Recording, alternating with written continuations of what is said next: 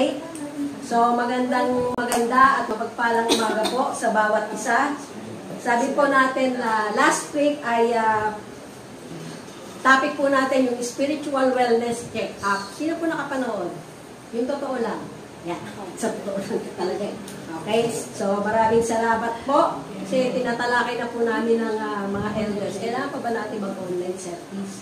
Baka napapagod lang yung mga nagre-record at saka ano eh. Pero sinabi po na talaga may online service at ipapatalakian mo ba yung schedule mo? Pinost na yung for nakapost na pala kung kailan yung ating online at saka yung on-site. So, pakitandaan nyo na lang po. Okay. So, yun pong, sino po na nag-check up sa inyo? At sino po yung nakagawa ng sharing between sa family? Di ba yung mga basic essentials o yung basic na tanong na kailangan nalalaman? Paano ka na born again? Born again ba kayo? Yes. Baka born again Okay. Kasi hindi naman lahat ng nandito Okay? So, kailangan po sigurado kayo na pag kinuha kayo ngayon ni Lord, ay may pupuntahan kayo. Saan kaya? Diba natandaan nyo yung kwento ko? Yung nagtago na mayamang tao, pinatago sa atik yung kanyang kayamanan para daw madaanan niya pagpunta niya ng langit. Pag-check ng anak, nandun pa rin sa atik, at sabi ng asawang babae, dapat dito mo sa basement nilagay. Kasi sa baba naman yung kanyang punta. So yung mga ganong klase po, kaya lagi tayong pinagpe-prepare, lalo na nakikita na po natin yung nangyayari sa panahon, mga bansa, ayan, nanalo na sa Trump. Yan. At kasama na po na yun pong yung ating paghahanda. Dahil sinabi nga po, sino man yung maging presidente ng USA o ng Amerika, apektado po yan yung ekonomiya ng mga bansa. Kasama na po yan sa tinanggap nating propesiya sa Issachar Ministry po na tinanggap na natin. Noon pa, pero hindi po dadaanin yung mga propesiya niya. So, kasama po dito sa pagre-review ng physical wellness ay yung pong, di ba, nire-review yung medical history. So, nire-review nyo na po ba yung sabi nga totoo bang in-accept? Pakita mo nga sa katabi. Totoo bang tinanggap po si Jesus? May relasyon ka sa Kanya. Ano sabi sa kanta kanina? Bilang healer, savior, deliverer, na-deliver ka na ba? Okay, sa mga kasalanan. Pangalawa, yung physical exam, pakinggan mo yung tibok ng puso nyo. Tumitibok pa ba para sa Panginoon? O tumitibok lang para sa asawa nyo, sa anak nyo? Sabi nga po, sino mang magmahal ng higit pa sa Panginoon? Magmahal ng kanyang ina, ng kanyang ama. Hindi naman sinasabing huwag nating mahalin. Pero ang sabi po, kung sino man yung higit na magmahal. Okay? Kaysa sa Panginoon, kaya yun po yung kabilin-bilinan ko kay Nico. Huwag mong mahalin ang gusto si Bilin. Si Jesus ang mahalin mo. At sana ganun din sa mga mag-aasawa yung mga asawa. Anak, ganun lang ibilin nyo. Ganun din po kay Bilin. Huwag mong mahalin si Nico. Ang gusto. Si ano lang. Si Jesus lang. Para pareho yung masunod kung anong gusto ng Panginoon sa inyong buhay. Vital signs. So, yung gaano na po yung ating paglago sa Panginoon. Lumalago ba tayo o bumabansot?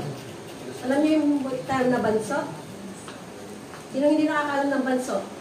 Baka ako lang tagalago. Marami lang hindi alam ng bumabansot. O yung lumalaki. Yung bansot yung parang unalo. Yan, hindi na lumaki. Kahit na matagal na sa Panginoon. So yung screening test, yung po ang inyong faith, lumalago, tumataas, at hindi po yung nakita natin yung pagiging immune nyo pa sa kasalanan dahil ayaw yung mabigyan ng lungkot yung puso ni Jesus. Every time na nakakasala tayo sa isip, sa salita, sa gawa. Meron lang po kayong masabing negatibong bagay. Hindi naman sinasagot ni Lord yung panalangin mo. So, nasa na yung faith mo doon? Sa panalangin mo o doon sa papanalangin mo? Okay? Yung lifestyle assessment. Nagagawa nyo ba lahat ng sinasabi sa inyo ng Panginoon. At alam niyo ba yung sinasabi sa inyo ng Lord? So, hindi ka bubulungan yan. Ma-absent ka na. Huwag ka na mag-review. Maglaro ka na yan. So, hindi bubulong ng, parang natatawa si yung Gen Z. Okay? Yung mga babae na. Yung mga lalaki hindi. Ay, matinili yung mga lalaki. Yung Gen Z. Okay? So, walang nagbibulong sa inyo. Tapos, yung pong personalized health advice. Wini-welcome nyo ba kung ano yung mga transformation na gusto gawin sa inyo ng Panginoon? Yes, we can change. Pwede ka lang maging decisive na, ay, magbabago na ako. Hindi na ako kakain ng French fries araw-araw. Every other day na lang. Para hindi tumaas ang aking cholesterol. Okay? Hindi na ako kakain ng sisig. Pero wala po kasing, alam sabi nga yung mga taga-Baklaran, hindi mga taga-Baklaran na ano, pero yung mga JFBC po, sanay mo yan sa masarap na pagkain at yung masarap na luto ni Ate Jen. Kaya kahit ako pina-order ng pamangkin ko, yung sa Captain Muntik, ng dinakdakan at sisig, naubos naman noon namin mga 3 kain. Pero, hinahanap-hanap ka din. Yan. So, kasama na ako sa advertisement. Yan. Okay? So, dito po sa umagang ito, makita po natin na kamusta po ang ating connection. Kanina may nag-pray na patungkol sa connection. Ano bang connection nyo? Sa tao lang? O sa pinipili nyo ba ang inyong connection? Nagiging connected ba kayo dun sa mga taong palaaway, magagalitin, palamura? Hindi ko lang umalabas yung mga bata dun sa ano namin. Bata pa lang kung makapili, talagang siyempre, hindi ko naman sinasabing hindi ako lalabas. Pero pagka may udyok kasi nilami ko nilawa kahapon. So, dito po sa mga gawa ng Apostol, 10:1-6, papakilala ko po sa inyo si Cornelio. Hindi ko Reynaldo. Okay. Si Cornelio sa English. Okay, yan. Kaya may Cornelio tayo, tsaka may Cornelius. So, Tagalog at tsaka English. Diba? So, dito po, sabi nga sa Cesarea, may isang lalaki na ang pangalan ay Cornelio. Isang centurion ng tinatawag na pulutong Italiano. So, ibig po sabihin, ito ay isang mataas na may katungkulang tao. Pag sinabi pong pulutong, at least mga 100 yung kanyang nasasaktupan. Ilan ang handa ko? Mga ganong klase po. So, isang taong masipag, ayan, tignan natin yung kanyang karakter, ha? Isang taong masipag sa kabanalan at may takot sa Diyos kasama ang kanyang buong sambahayan. So, hindi lang siya yung may takot sa Diyos, kundi sabi nga, kasama ang kanyang buong sambahayan. At ano po yung ginagawa nila? Naglilimos ng marami sa mga tao at laging nananalangin sa Diyos. So, hindi yung sinabing Christian siya. Minsan, nang may oras na 9 ng araw, nakita niyang maliwanag sa isang pangitain ang isang anghel na Diyos na dumarating at sinasabi sa kanya, Cornelio! Siya'y tumitig sa kanya na may pagkatakot. So, nakita agad ni Cornelio yung anghel. Nakita na ba kayo ng anghel? Gusto niyo makakita? Okay. Huwag yung fallen angel, ha? So, kasi katatapos lang natin ng ano. Katatapos lang kasi ng Halloween. At sabi ko nga, yung mga ibang Kristiyanong kaibigan ko, nagpo-post sa Facebook na yung Halloween trick or treat daw, yan daw yung panahon ni Satanas na talagang kumikilos dahil nga may mga, diba, yung mga itsura ng mga nagse-celebrate. Pero sabi nga po, nasa sa ating pananaw na yun. Kung hindi tayo makikiselebrate or hindi ko na sinasabi makikisa. Dahil kasama ako doon sa nagbibigay ng mga candy, pero may kasamang Bible verse doon sa pinamigay ng candy. Sabi nga ni Dorothy, sana mami hindi mo lang binigay kasi hindi matamis yung candy yung binigay namin. Dapat kinain natin. Okay. Sabi ko nga, oo nga, natikman ko kasi, hindi nga matamis. Okay? So, siya'y tumitig sa kanya na may pagkatakot at nagsabi, ano iyon, Panginoon? So, makita natin, nananalangin lang siya, dumating yung isang anghel ng Diyos at minsan po ay ang anghel ng Diyos o yung angel of the Lord, pag L na malaki yun, si Jesus po yun. Kaya sabi niya, tumitig sa kanya na may pagkatakot at nagsabi, ano iyon, Panginoon? Sinabi sa kanya, ang mga panalangin mo at ang iyong mga limos ay umakyat bilang alaala sa harapan ng Diyos. So, hindi ko natin sinasabing religious lang siya, pero makita natin, yung panalangin niya ang tinukoy ng Panginoon. So, isang bagay na makita natin dito, hindi nagtatangi ng tao ang Panginoon.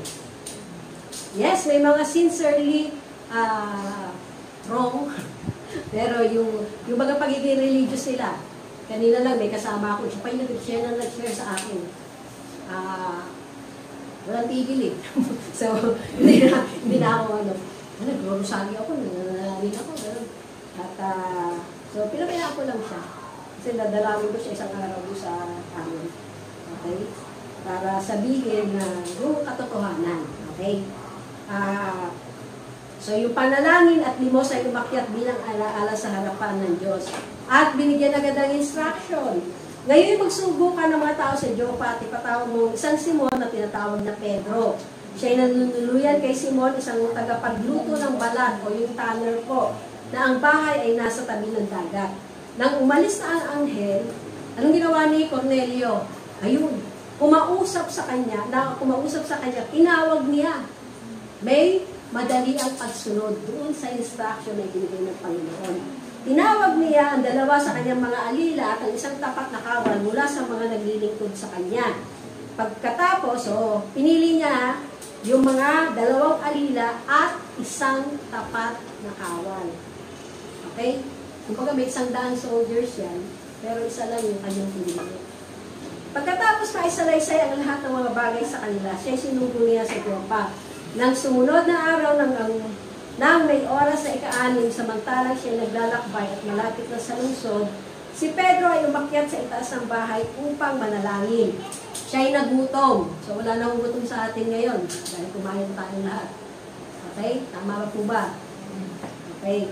At salamat po kay Liam sa kanyang mga magulang. Let's quote ng inyong almusal. Okay?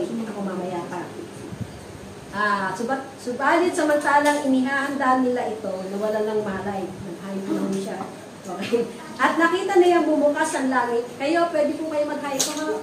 Hindi lang po yung mga diabetic na nag-hype po. Mababa rin po yung glucose nyo. Kaya pagka naramdaman nyo na pawis na kayo, hindi na kayo mapakali, parang may sintomas na kayo ng hindi na kayo mapag-focus ang inyong kaisipan. Kasama ko yun sa mga psychosocial disability na minsan nag-iiba ang inyong, minsan nagiging dragon kayo o minsan nagiging wala lang kayong tibo. Okay, so pansinin nyo rin ho, baka akala nyo kami lang mga may diabetes yung katawan na nag-ahay ko. Kasama po kayo dyan. So, at nakita niya bumukas ang langit at may isang bagay na bumababa tulad ng isang malapad na kumot na ibinababa sa lupa na nakabitin sa 4 na sulok. Naroon ang lahat ng uri ng mga hayop na may 4 na paa at ang mga gumagapang sa lupa at mga ibon sa himpapawid. Dumating sa kanya ang isang tinig, tumindig ka, Pedro, magkatay ka at kumain. Subalit sinabi ni Pedro, ito may instruction din sa kanya, hindi maaari, Panginoon, sapagkat kailanman hindi ako kumain ng anumang bagay na marumi at karumal-dumal. Muling dumating sa kanya ang tinig sa ikalawang pagkakataon. Ang nilinis ng Diyos ay huwag mong ituring na marumi. Ito'y nangyari ng 3 ulit, ang bagay ay agad pataas sa langit. So ito makita po natin na may mga pagkakataon sa buhay natin, ang Panginoon na nagbibigay ng instruction. Pero tigas ulo natin, ayaw pa natin sumunod. Diba? Tinatanggi pa natin, sasabihin natin, Lord, ikaw ba talaga yan? Dahil meron na tayong sariling kagustuhan. Dito, may standard si Pedro ng kanyang kabanalan. Hindi siya kumakain ng mga bagay na ipinapakain sa kanya. At makita po natin dito, yung the Cornelius connection. Be connected to what God is doing. Okay. So, alam ko po connected kayo. Connected by blood, connected. Okay. Si Cornelius James. O, may dalawa pa rin ano dyan, okay? Nakita po natin na dapat po ay yung pong presensya ng Panginoon ay maging tangible o kita po sa bahay ng Panginoon. So every time we gather together, kaya nga po sabi, huwag kalilimutan, yes, nagkakaroon tayo ng family altar. At bagamat hindi kayo nagpipicture, yung iba, naglalagay naman kayo ng done praying. Nasa sa inyo po yan, pero doon po tinitignan ang pagsunod doon rin doon sa instruction. Magkaroon kayo ng selfie. Hindi ko naman pinapadala sa SCB Tribe yan. Pero doon po na monitor sino yung mga sumusunod sa instruction. At sabi nga, let us pray for His presence to be with us as we pray, worship, and listen to what He is saying. For when He is here, anything can happen and nothing is impossible for God. Naniniwala po ba kayo doon? Na wala pong imposible sa Panginoon? Okay. Sa mga hindi po sumagot, duda pa ba kayo? Dalawa lang naman yun. Tanong ko kayo kung naniniwala kayo na walang imposible sa Diyos. Imposible ba na pigilan niya yung bagyo? Bagyong Christine sa pananalasa? Pwede. Kung loloobin niya. Yun, tama yun. Kung loloobin niya. Kaya lang, sa bawat kalamidad po na nangyayari, may purpose ang Panginoon. At kasama na po yan sa mga senyales ng kanyang muling pagbabalik. Kaya kailangan prepared din tayo, hindi lang po yung mga physical na pangangailangan natin, nakapag-stock ba ako ng tubig, ng bigas, meron ba akong grocery, just in case mawala ng ilaw, ng kuryente, meron ba akong kandila, yung mga ganong klase. So, there must be a desperation cry to want more of God. Desperate ba tayo? Everyday ba? Panginoon, samahan ako ng iyong presensya, ano man yung gagawin ko. Pero siyempre, kung masama yung gagawin mo, hindi ka sasamahan ng Lord. Okay? So, yun lang mga tamang gagawin mo. At mas maganda, ang panalangin mo, Lord, magawa ko ang iyong kalooban para ikaw po ang masiyahan. Hindi lang yung mga tao, susunod na lang yung mga boss mo, na masiyahan sa mga bagay na ginagawa mo, knowing na ang employer mo, ang Panginoon. Sino nagtatrabaho dito para sa Panginoon? Hindi lang sa kumpanyang pinagtatrabahuan nila. Di ba? Double for your trouble. Sabihin, mas pagpapalain ka ng Panginoon. Kasama nyo kasi na minuwag yung karakter natin. Kaya gusto ko na lumabas ang bahay namin. Patuloy pang na makaabot sa marami. So, it is not the natural thing we want, but the spiritual and the natural. Kaya kailangan po laging maayos ang ating espiritu. Okay? Para yung pong kaluluwa natin, lalabas na lang doon. Kung maayos ang espiritu mo at yung connection mo sa Panginoon. So, we must ask God to give that connection. God is sending the message to us. We must rise up with such desperation to desire for the supernatural. Yes, we are natural man. Pero, kaya po gawin tayo ng Panginoon na kanya pong alulod. Or yung parang pinakakasangkapan niya para yung sa supernatural. Sino po dito ang, since alam nyo na ang outpouring ng Holy Spirit ay nasa mga huling araw, na malakas ang loob niyong manalangin sa mga may sakit. Okay? Pinapanalangin niyo yung mga may sakit. Lalo na pag nalalaman ko meron may sakit, o di pa panalangin ko na anytime yun. Kahit nasa labas ako, kahit hindi nilalakad ako. Basta nag-sex, pastora, pakiano to. Pero pag hindi ko alam, siyempre, hindi ko pa panalangin. Kaya nga minsan, kahit yung mga kasama ko doon sa subdivision, may sinabing may sakit, kukunin ko yung pangalan. Sabi ko, para po specific na ipanalangin ko. Ganun lang. Okay? So, sabi nga po, kung meron tayong kapayapaan, peace is the power we need to have. Payapa ba ang inyong puso sa mga nangyayari sa paligid, sa nangyayari sa inyong pamilya? Payapa ba ang inyong puso para sa kinabukasan? Sabi ko nga, di ba? Pag nag-worry kayo para sa kinabukasan, sabi ng Lord, sapat na ngayon eh. O di ikaw lang yung nag-worry dyan. Okay? Yung pag sapat na sa araw na to, gusto mo pa agad yung kinabukasan.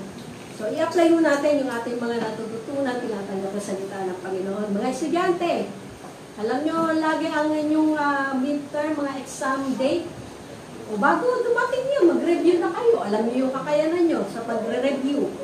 O di extra effort. Kung madali naman sa inyo mag-review, o di, lalaanan ko lang yan, mga 2 araw, ano ko lang yan. Kaya lang, huwag kang aasa sa sarili mong kakayanan. Umasa ka sa Lord. Pero gawin mo yung responsibilidad mong mag-aral. At makinig sa teacher. Alam ba kayong hawakan ng inyong mga cellphone? Kahit nasa school? Pag nagtuturo si teacher? Hindi. May oo, may hindi. Pero pagka pinagamit ba sa inyo, para lang dun sa lesson na tinatanggap nyo, o nagbabrowse kayo sa iba? So, between sa iyo at sa Lord din yun. Pag tinanong ka ni teacher, Jere, anong ginagawa mo dyan? Ano yung ano mo? Binabrowse ko dyan sa ano? Hindi po ma'am, nag-take notes lang po ako. Bilis ng ano sa game. Pag gano'n ang ginawa mo. Pero kung sumusunod ka sa instruction at makita natin na sabi nga yung kaya pa tayo na ginagawa natin. Ngayon kahit may mag-akusa sa iyo ng mali, hindi mo kailangan ipagtanggol yung sarili mo. Ang Lord ang nakakaalam. Kasi may ilang beses na akong hindi naman nakakakusahan, pero pakiramdam ko lang. Yun. Minsan kasi nagre-rely tayo doon sa ano nararamdaman natin. Yun pala, hindi naman ganun ang ibig sabihin ng taong kausap natin or yung nag-comment sa atin. So, kasama mo yun na minumod, character fortification. At makita po natin, sabi, kailangan po may kapayapaan tayo, peace na ibinibigay ng Panginoon, hindi yung peace na binibigay ng sanlibutan. With all the calamity, climate change, and chaos, not just in our country, but in every nation. So, mapalad pa po tayo na hindi ganun ang kalamidad natin kung nararanasan. So, when peace comes into our heart, God is there. Sometimes we don't need too many people, just one can carry the fight. So, dito makita natin si Cornelio lang tinawag. Sino lang yung pinapunta niya. So, nung pagkabigay ng instruction sa kanya, nagpapunta na siya ng 3. Okay? So, sabi po sa Ephesians 6:12, ang laban po natin, for we are not fighting against flesh and blood enemies, but against evil rulers and authorities of the unseen world, against mighty powers in this dark world, and against evil spirits in the heavenly places. So, kung meron po tayong 10, ilang kayo sa bahay na mga totoong Kristiyano? Sabi nga po, all must come to add strength to carry the fight. Huwag po kayo kahihiya mga magulang na magsabi sa inyong mga anak na ipanalangin kayo. At huwag po kayong mahihiya na isama sila. Pwede ba samahan mo akong manalangin? Yung mga pa-isa-isa lang po. Hindi naman habaan. Baka kaya ayaw sumama sa inyo. Sobrang haba ng manalangin. Accurate lang. Word-based lang. At magpaulit-ulit, Lord, salamat po sa araw na ito. Pagpalain mo ako, pagpalain mo ang aking pamilya. Puro sa iyo na lang. Pakinggan niyo rin yung mga inyong panalangin. We need one another to get across and we need to fight, pray, and carry each other's burden together. Okay? How we do this is based on the perception of each one on how we do the fight, how we pray for the burden together, and how we carry each other's burden. Deeper. Kung pananaw natin, paano ba ginagawa ito? That is why meron pong mga, that is why some will let their emotions master them. When trials or blessings come their way, fall away from God and from the brethren, from togetherness. Yan, dahil latisod. At sabi po sa Matthew 13:15, for this people's heart has become callous, they hardly hear with their ears, and they have closed their eyes. Otherwise, they might see with their eyes, hear with their ears, understand with their hearts, and turn, and I would heal them. So, sabi nga po, some become callous, or yun kung meron pong matigas na puso. At ano po ang ibig sabihin ng calloused heart, or hardened heart? Ito po, yung pagkakaroon ng kalyo na may pamamanhid. Sino dito may kalyo? Ayan. kayo umamin, ha? So, di ba pag may kalyo, hindi mo na maramdaman? So, may kalyo ka na, namamanhid ka pa. Hindi namamanhid, mga kandire, kamay. Kaya may B-complex po. So, don't be a coward and chicken out, fight to the end.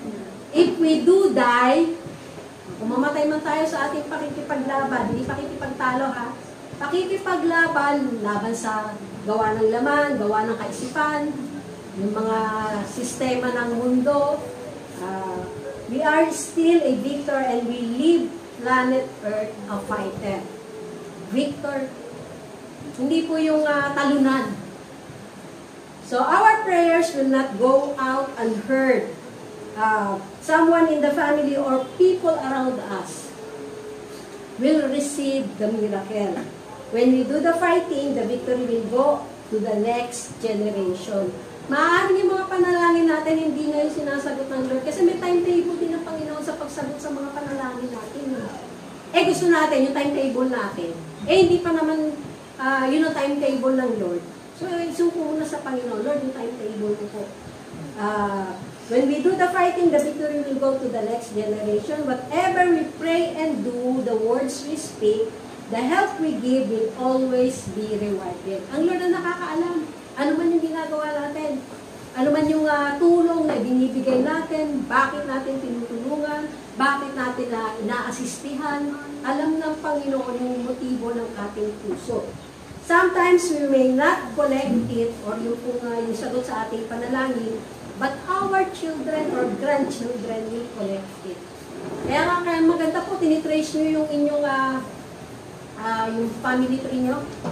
Kaya nga sabi ko nun talagang pag tinrace ko pala, kaya ngayon ko lang nalaman na ang aking lola ay, nanay ng aking pamo, ang pangalan ay Damasa.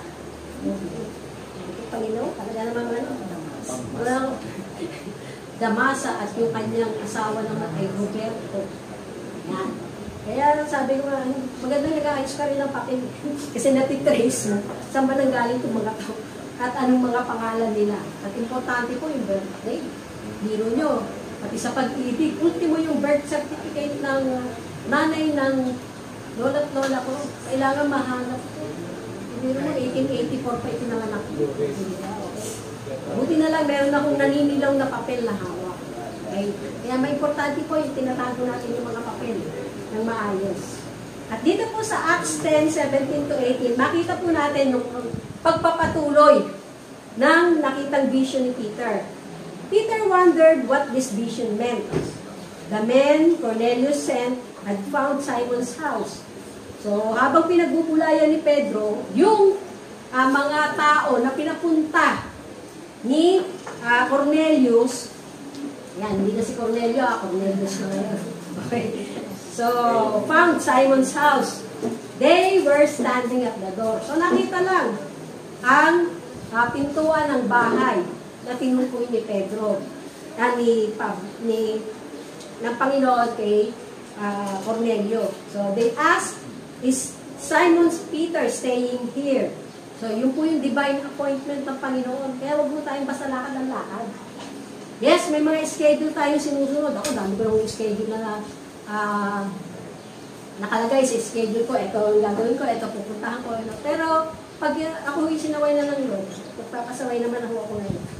Ibig sabihin, kung hindi ako pinapalakad, hindi din ako lalakad.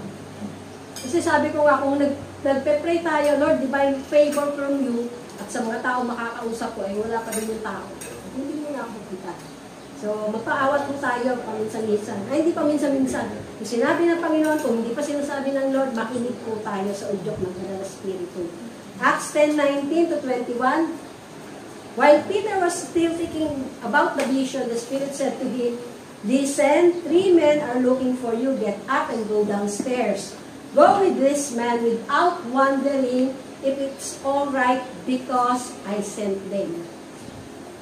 May pinapadala pong mga tao ang Panginoon. Lalo na kung nananalangin kayo. May mga sagot sa inyong mga panalangin. At kanina nga po, maganda yung patotoo ni Ate Jen.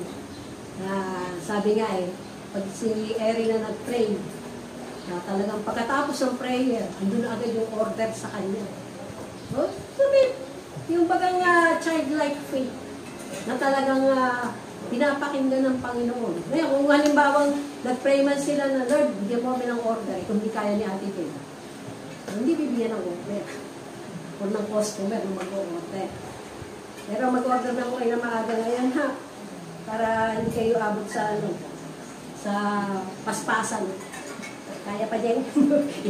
So Peter went downstairs and said to them, I think I'm the man you are looking for. Why did you come here?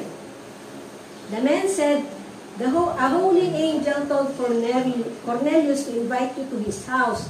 He is an army officer. He is a good man, one who worships God, and all the Jewish people respect him. The angel told him to invite you to his house so that he can listen to what you have to say. So Peter asked the men to come in and stay for the night. So gabi na. So hindi na nagtanong si Pedro doon sa kanila sinabi, inanyayahan pa na pumasok at doon nag-stay. Peter asked the men to come in and stay for the night. The next day, Peter got ready and went away with the 3 men. Some of the believers from Joppa went with him. Yan talaga, pag may mga lakad yan, ha? Mayroong mga kasunod. At may mga sumasama, kahit hindi naman sinasama. Sama ako! Hindi yung, pwede ba ako sumama? Pwede ka naman sumama. Sa mga may sasakyan mo dito, baka kayo manghihingi ng pamasahe. Dagdag. Lalo na ako sasama. Ayaw. Kaya mo yung mga may sasakyan dito, ayaw na humingi ng dagdag. Kasama na po yun sa pinapakita natin na yung pagiging self-sufficient natin at yun pong klarong pagkakaloob ng kung paano yung ito pong mga elders natin, sinabihan ko na pag kayo nagkaroon ng church o pagka may tinayo na Panginoon na kayo yung mamumuno, huwag niyong tatanggihan yung mga binibigay. Even sa mga small groups po, hindi dito sa atin. Mga small groups nila, huwag nyo tatanggihan yung kung binibigyan mo kayo ng love gift. Hindi, huwag na, okay lang. Sanayin natin ang tao na i-honor nila yung lingkod ng Panginoon na nag-share. Kahit na mayaman na kayo, huwag niyong tanggihan kasi sa kanila yung reward sa pag-honor nila sa mga lingkod ng Panginoon. Tama ba, Pastor Erwin? Okay. So, the next day, they came to the city of Caesarea. Cornelius was waiting for them and had already gathered his relatives and close friends at his house. When Peter entered the house, Cornelius met him. He fell down at Peter's feet and worshipped him, but Peter told him to get up. Peter said, stand up, and I am only a man like you. Peter continued talking with Cornelius. So, una-muna, si Cornelius ang kinausap ni Peter.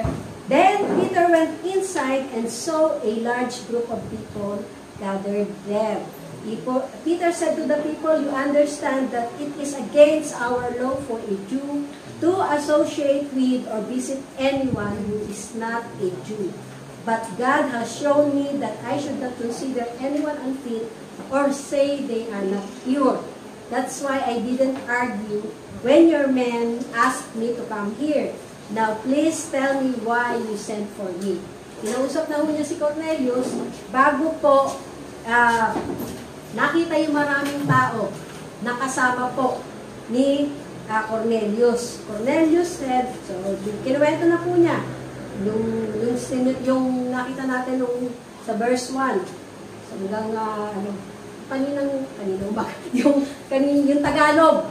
So pinakita na po doon, nanalangin siya, nagpakita ng anghel ng Panginoon, at makita po natin na suddenly yung pong kinausap po siya.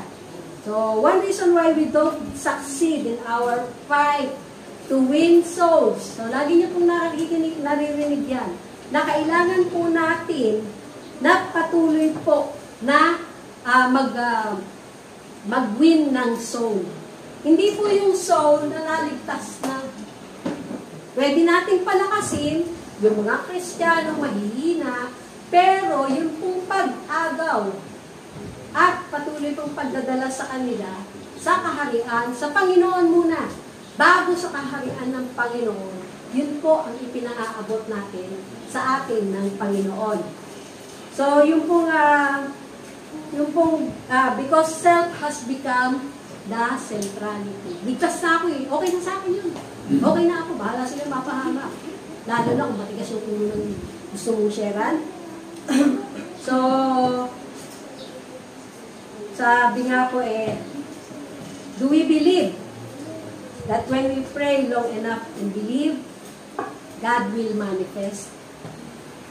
Isa pong pinanghihinayangan ko, alam nyo ba, yung nanay ko at ate ko, naisama ko na sa Baguio.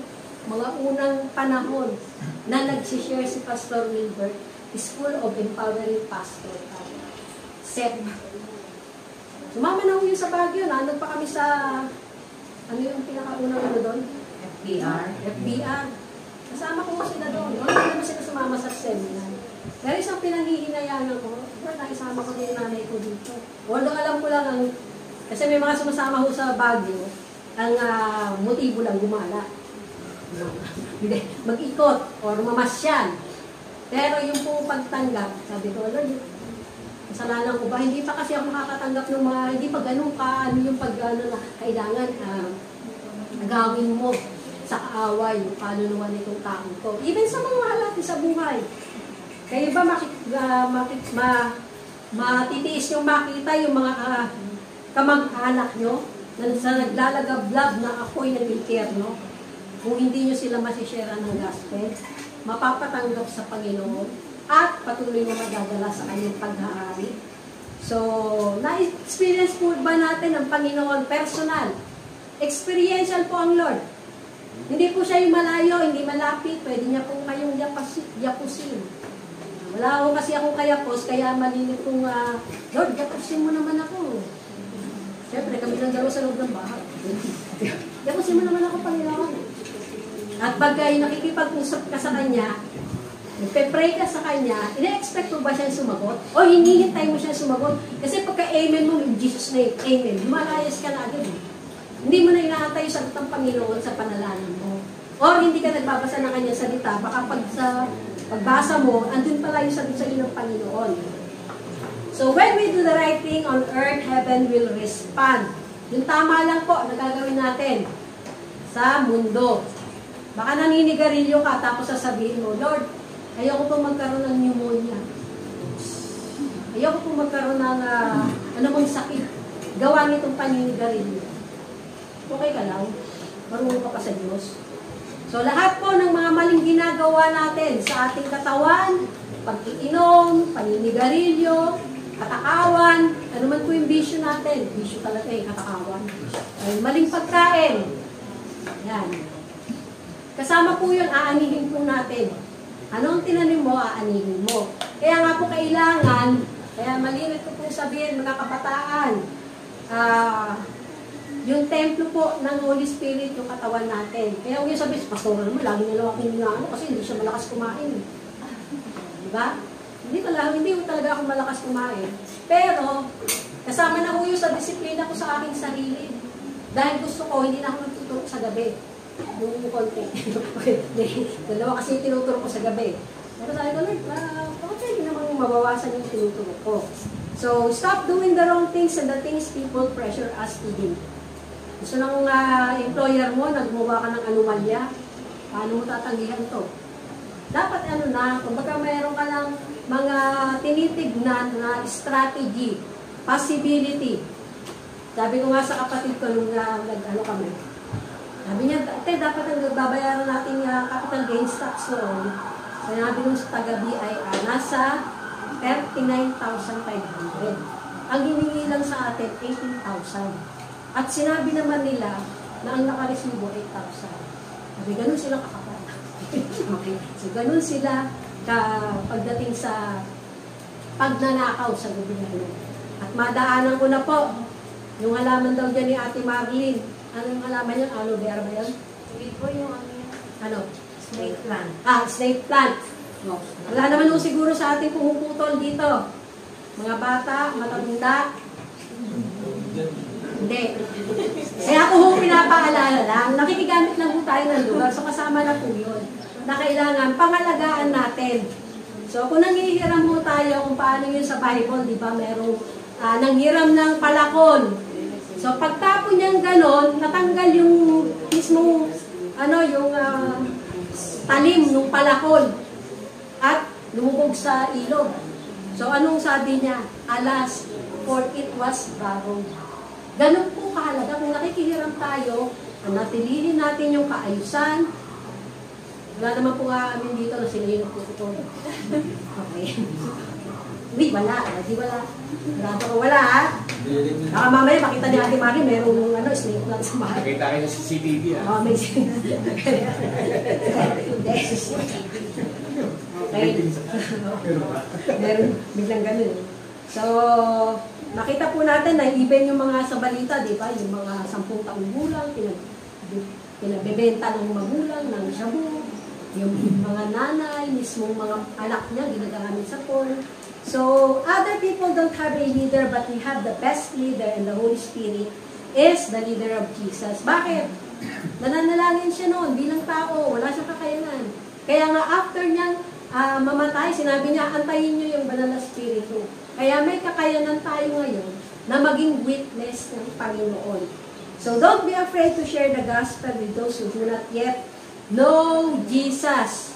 And share what God is doing in your life. Meron po bang ginagawa ang Diyos sa buhay niyo? At nag-i-engage po ba kayo sa pananalangin kahit wala kayo nakikita ang sagot? O nakikita mga pagbabago doon sa mga mahal niyo sa buhay, mga kaibigan niyo na maligtas po sila. So, if you want to catch fish, we must know what fish to catch. Nung tinatanong ko nga po, Lord, bakit tayo nasa iba-ibang lugar? Doon kayo yun ang palaisdaan niyo eh. Doon kayo mamamalaka. Doon kayo mamuhuli ng isda. Kaya lang, gamitin nyo kung ano yung tamang pain ba yan? Bait. Tamang pain. Kung gusto nyo ng galunggong, hindi yung pain para sa galunggong. Gusto nyo tilapia, hindi yung pain para sa tilapia. Ano pa yung mas malaking isda? Tuna. Yung sapsap.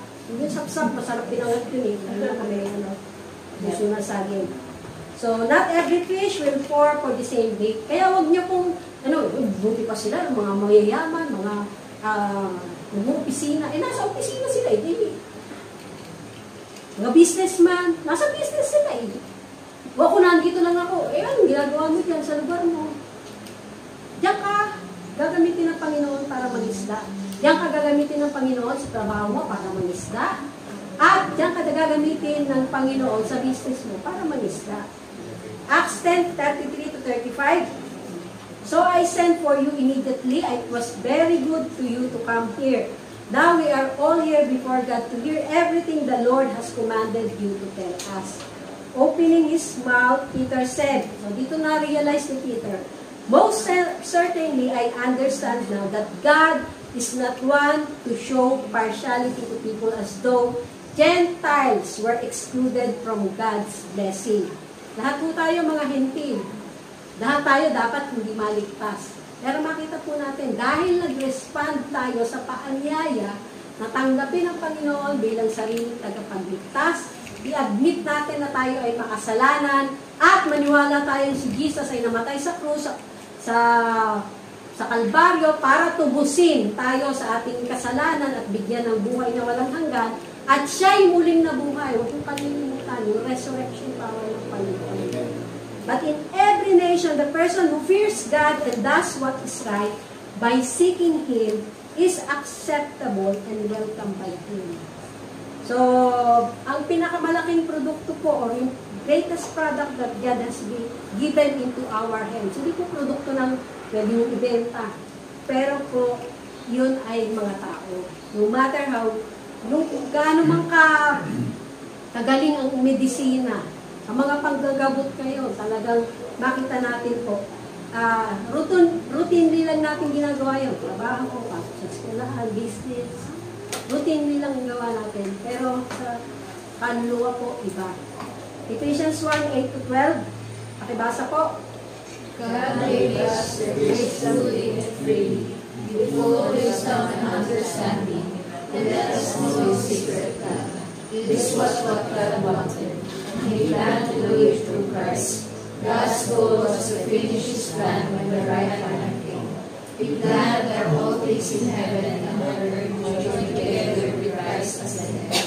In Christ we were chosen to be God's people. God had already planned for us to be His people, because that is what He wanted. And He is the one who makes everything agree with what He decides and wants. We Jews were the first to hope in Christ, and we were chosen so that we would bring praise to God in all His glory. Sa John 15:13 po, sabi dito, no one has greater love nor stronger commitment than to lay down his own life for his friends. At dito po, makikita natin yung istorya. Masabihin ko na lang sa inyo yung istorya ni Ninoy Aquino, na sabi nga yung speech po niya, na sabi niya sa Asian Society in New York, at tinanong po niya yung philosophical question na buried in deep in the soul of every Filipino, at saka maging sa ibang nasyon po. I have asked myself many times, is the Filipino worth suffering or even dying for? Yan po yung kanyang talagang natatanging speech. So, hindi po siya duwag, patuloy po is he, sabi nga, is he, mga tanong po, ang Pilipino ba ay duwag, na patuloy lang magpapasakop sa mga nagko-colonize ng ating bansa? At yung pagmumurang Pilipino ay comfortable na sa authoritarian na leader dahil ayaw po niya maging burden with the freedom of choice. Yes, may freedom of choice tayo. Kaya lang gusto niya na, baka gusto ng mga Pilipino, authoritarian na lang, para sunod lang ng sunod. At maayos po, nung time na may Martial, yung payapa po bansa niya. Yes, authoritarian. Si President Marcos. Hindi man natin alam yung buong istorya. Pero tuntua ako ng bata ako, yung panahon ni Marcos. Yung senior ko, maayos ang pamamalakad kahit na may mga hindi natin alam. So, is a Filipino more comfortable under an authoritarian leader? Is he unprepared or worse, ill-suited for presidential or parliamentary democracy? At sabi po niya, I have carefully weighed the virtues and the faults of the Filipino, and I have come to the conclusion that he is worth dying for because he is the nation's greatest and top resource. Kaya nga po tayo may human resources, di ba? Kailangan po natin yan.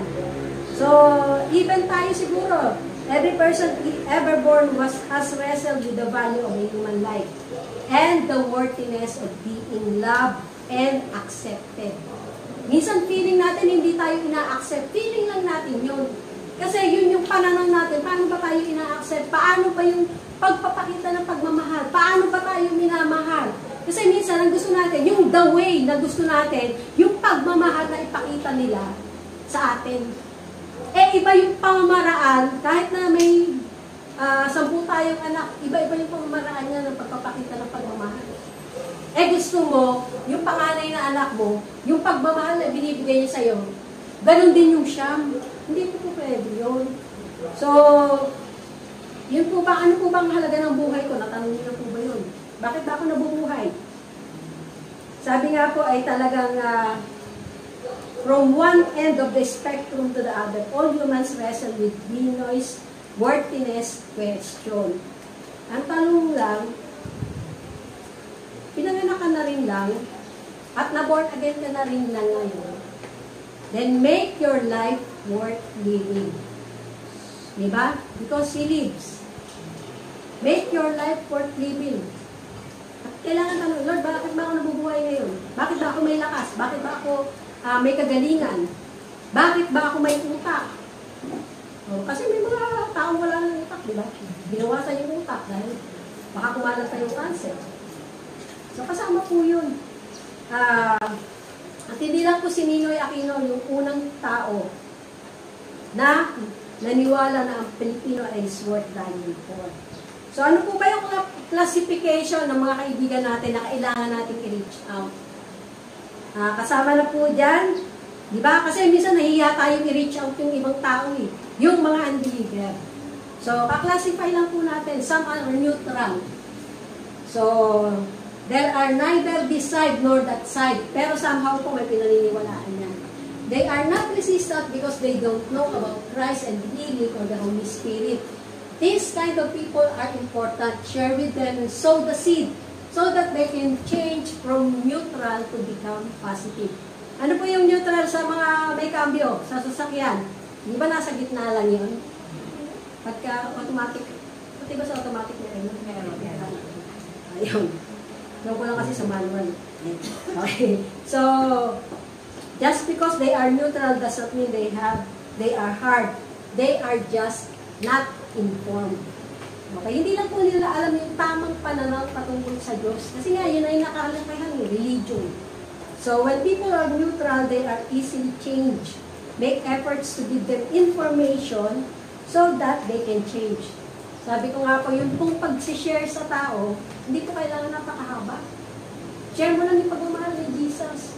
Then, ang pinakamahaba po dito, yung pag-disciple. Dahil kakain ng oras mo, kakain ng talino mo, dahil mag-aaral ka. Sabi nga, dapat ang may dinidisciple, 1 chapter ahead doon sa dinidisciple. So, willing ka ba mag-aral? Willing ka ba magbigay ng time? Kahit 15 minutes lang, every day, or every other day, o kung kailan siya available. Whether be it in social media or face-to-face. Pero, sana po maging goal natin ngayong 2025, kahit 2 tao lang na kayo mismo magdi-disciple. Kung kayo po ay disciple na. So, kaya po, ganun na lang ang pag-encourage na mag-undergo kayo ng 1-to-1. At pagkatapos nyo ng 1-to-1, kayo naman yung 1-to-1. At yung ini-1-to-1 nyo, mag-1-to-1 din. So, kasama po yun. So, change them to neutral to positive. At let them understand that God is doing something. Kaya kailangan ko i-share nyo yung buhay nyo. Pangalawa, some are friendly. So, they are friends and they are there during the fun time and every occasion, kahit hindi mo iniimbita. Okay. However, we never share the gospel to them because we are afraid they will reject us. So, lead them to the next level. Friends will listen. Naiiya tayo kasi minsan hindi natin alam paano. Pero, kwento mo lang anong ginagawa ng Panginoon sa buhay mo. At kung nakikita mo, nararamdaman mo sa spirit mo na handa na siya, then i-share mo yung gospel. So, we want to do things together with friends and not with enemies. Saka may advantage na po tayo pag yung friends, sabi nga, pag friends yung kasama natin, may advantage na tayo sa social level. Kaya po napaka-importante, multi-level business, marami kayong maaabot dyan. We want to do things together with friends and not with enemies. Take advantage of this friendship and lead them to a higher level. Bring them not just to you, or in what you can do for them, but bring them to Christ. So, our stranger will not hear what you say, but a friend will. Lalo na kung alam niyang concern ka sa kanyang kaligtasan, sa kanyang kaluluwa, sa kanyang pagbuti, pag-iiba ng buhay. So, some invite us to their homes. They are friends who we can only see during work time. At there are those who will accept us into their homes and we also allow them to come to our house. Hanggang hindi mo lang sa atin. Unang-una na ako. Kasi sa space na meron tayo. Pero even sa maliliit na space, kung isa lang naman yung inimbitan nyo, di pwede na, di ba? So, they are not just superficial friends, but they would invite us to their house. So, bagamat may mga kaibigan po tayo, huwag yung mga Kristiyano lagi yung ini-invite.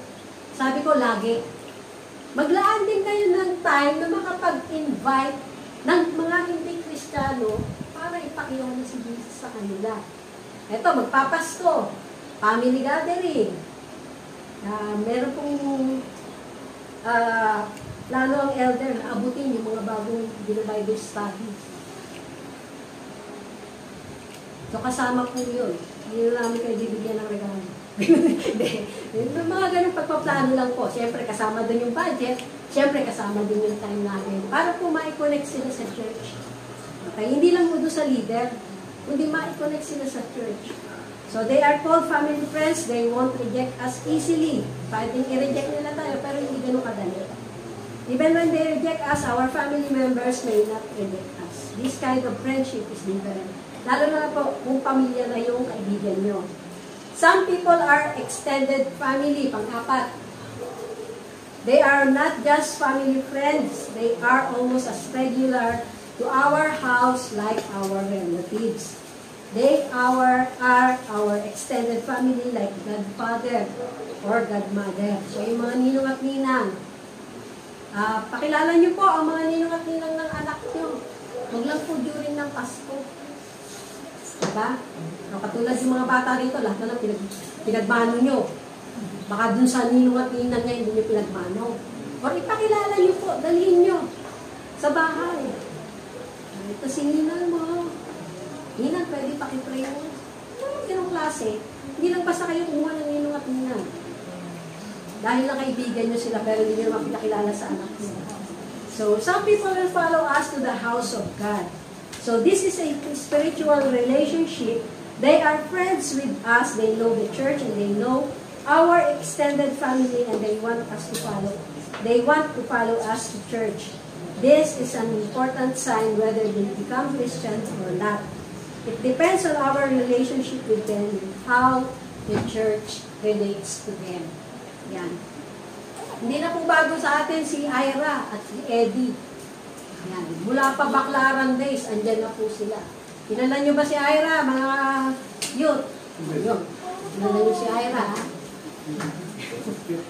Si Eddie, kilala nyo? Yun. Sino ba yun? Si Eddie, si Eddie. Hindi ako. Hindi ako.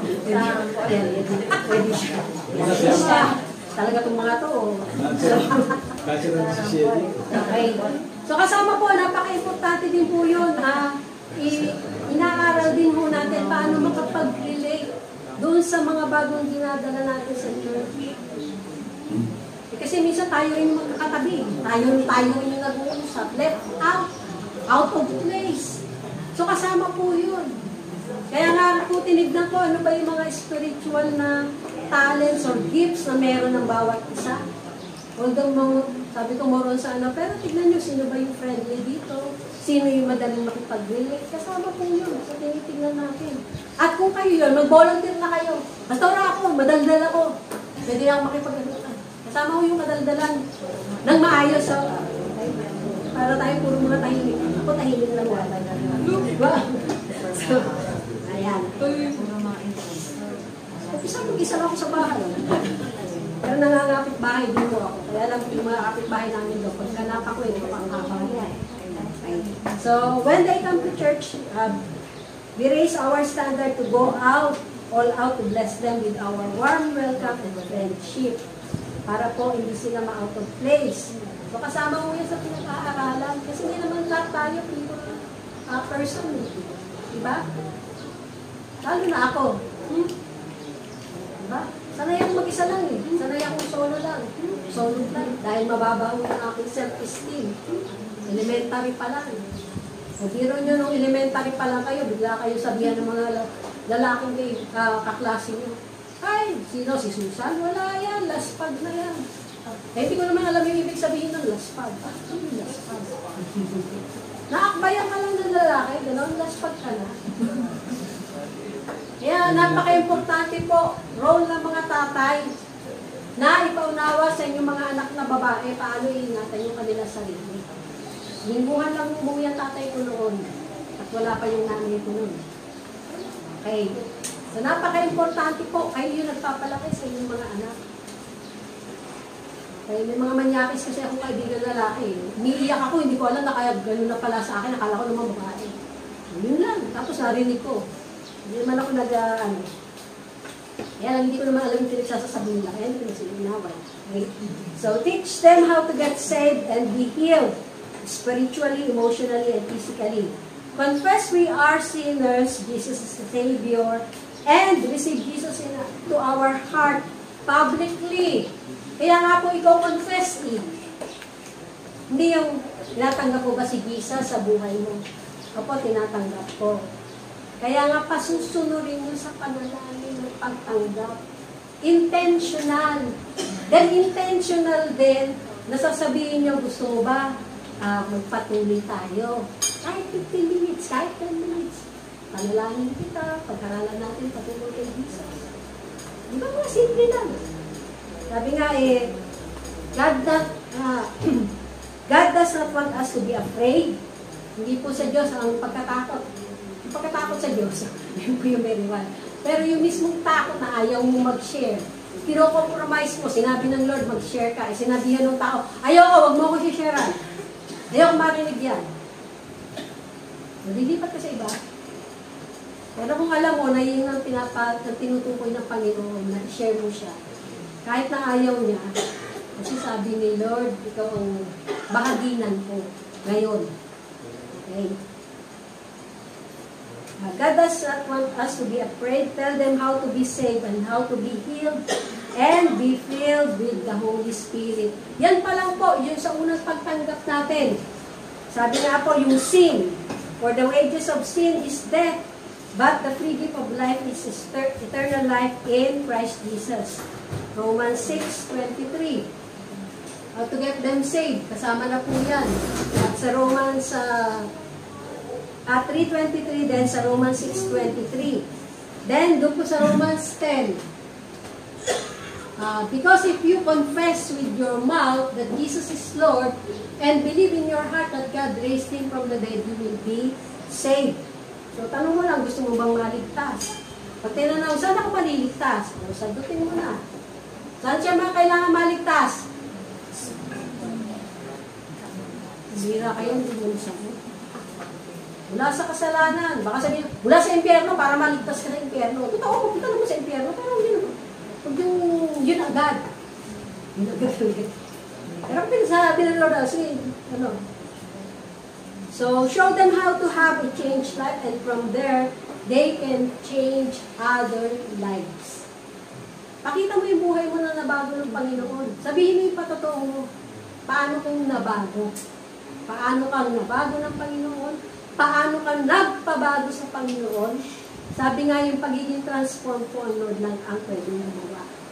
So, makita po natin, kung meron tayong seed ng Word of God, pero kung nasa ating bulsa lang, no tree will grow. But when we sow the seed, kahit hindi mo pa, sino ba nagtanim dito, kinabukasan, mayroon ng tubo agad. Makikita po natin, bago po tumubo yan, may mga prosesong pinagdaraanan. Kaya kahit gaano ka kahirap na patuloy na makita po natin ang paglago. Sabi nga po, di ba? Isang kaluluwa lang ang madala mo sa kaharian ng Panginoon. Libo-libong anghel ang natutuwa. Patuloy na nagluluwalhati sa langit. Bawat isa sa atin, ilang libong anghel yun? Ilan ba tayo? O yung isang kaluluwa lang na madala mo, ma-disciple mo, mapalago mo sa pagkakilala sa Panginoon. Ang dami siguro anghel doon, no? Bagay tayo din naman pagdating ng panahon para tayong anghel tayo. So, conclusion, what is the greatest miracle ever? So, Jesus was born of a virgin. Sino pinalitan niya yung virgin, ha? Ito talaga, oh. Talaga naman, oh. Virgin, ganon. Hindi na double check. Pareho tayo hindi nag-double check. Live a sinless life. Died to pay the penalty for our sins. Was miraculously resurrected. Kaya wag na malilimutan yung pagkabuhay ng muli ng Panginoon. And now offers the free gift of eternal life to all who repent and believe. Kailangan mo yung pagsisisi at pananampalataya, paniniwala sa ginawa ng Panginoon. This means we are loved. Kung Diyos sasabihin na, hindi ka mahal ng Panginoon, makasalanan ka, kasama po yun. Ipakita natin yung pagmamahal ng Lord. Ipakita rin natin yung pagmamahal natin sa pamamagitan ng pagmamalasakit sa kanila. At hindi po yung okay na sa kanila, magkasala sila. Susuportahan ko pa. Bibigyan ko pa ng pambisyo. Ayun. Pagkonsinte sa maling ginagawa nila. Pero pakita niyo yung pagmamahal sa pamamagitan ng pagsaway sa kanila. So, Yung this means we are loved and our life has value and purpose and worth living. This also means that according to Jesus, the Filipino is worth dying for. So as we preach the simple gospel of Jesus Christ, let us be intentional to know if the person we shared to understood and respond with a commitment of his or her life with Christ and guide him or her in the prayer of acceptance and commitment to follow Jesus. So, sa sharing po natin, are we committed to win someone for Christ and His kingdom? At kung natanggap niyo po ngayon, paano mag-share? 15 minutes lang po, ha? Yung sinabi ko po nga groupings nyo dahil may practice pa ang worship team. So, tayo po ay manalangin. Heavenly Father, salamat po sa umagang ito. Salamat po, Panginoon, na patuloy mong ilalagay sa aming puso na marami pa po kaluluwa na kailangang anihin para sa iyong kaharian. Dalangin ko, give us the courage, the strength, Panginoon. Hindi lamang po yung desire, but the willingness, Panginoon, na maakay po ang mga kaluluwang hindi pa nakakakilala sa iyo sa isang personal na relationship sa iyo. Not by might nor by power, but by the Spirit of the Lord in us. Kaya po namin gawin ito. At dalangin ko, Panginoon, that as we honor you, Panginoon, with the substance you have entrusted us bilang mga managers, Panginoon, steward, buhay namin, oras namin, hanap buhay namin. Dalangin po namin, ma-honor ka sa aming pamibigay at ikaw po ang patuloy na maluwalhati o Diyos na banal sa aming pong pagsasaluhan na biyaya ng fellowship sa mga small group. Mangusap ka po sa bawat isa sa kanila at pagpalain mo po ang mga facilitators. Thank you for the wisdom na pagkakaloob mo po at salamat aming Ama sa langit.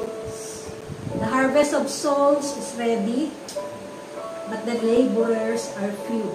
Dalangin ko, increase mo po ang mga laborers into your field sa anumang paraan na gagamitin mo sila, Lord. Be it in social media, face-to-face, friendship, maging sa pagpunta sa kanilang mga kamag-anak na may desire, Panginoon, maibahagi ka sa kanilang mga kalaro, meron man silang Panginoon ng mga kaopisina, kaklase, Panginoon. Isang kaluluwa lang, Lord, napakahalaga sa iyo. At isang kaluluwa lang na mapatanggap at maakay sa iyong kaharian, libo-libong anghel ang nagbubunyi sa langit. Kaya pagpalain mo po, thank you for your protection. Salamat po, Panginoon, sa kaarawan ni Liam. Ikaw po ang patuloy na magpala sa kanya at sa kanyang mga magulang. Patuloy siyang lumaki sa pagkakilala sa iyo. And thank you, Lord, sa iyong pong kabutihan, pagpapala, maging kay Enrico Odayat. Pagpalain mo po siya at patuloy, Panginoon, na higit pang mga biyaya mo kanyang matanggap at magpatuloy po sa iyo. Dalangin ko, Panginoon, na ang bawat isa, yung pananampalataya, na patuloy pong maipagkaloob ang aming napagkasunduan para sa pagsiselebrate, Panginoon, ng anniversary at patuloy po na makamtan namin yung theme, the planting of the Lord, oak of righteousness, Panginoon. Makita mo pong mga righteous na tao, Panginoon, ang iyong pong iglesia. Thank you, Lord, for dealing with us. May mga kamalian kaming nagawa. Salamat, Panginoon, sa pagpapatawad. Salamat, Panginoon, sa panibagong buhay, kalakasan at patuloy mo pong pagpapala sa bawat isa. Sa pangalan ng Ama, ng Anak, at ng Espiritu Santo. Amen and amen.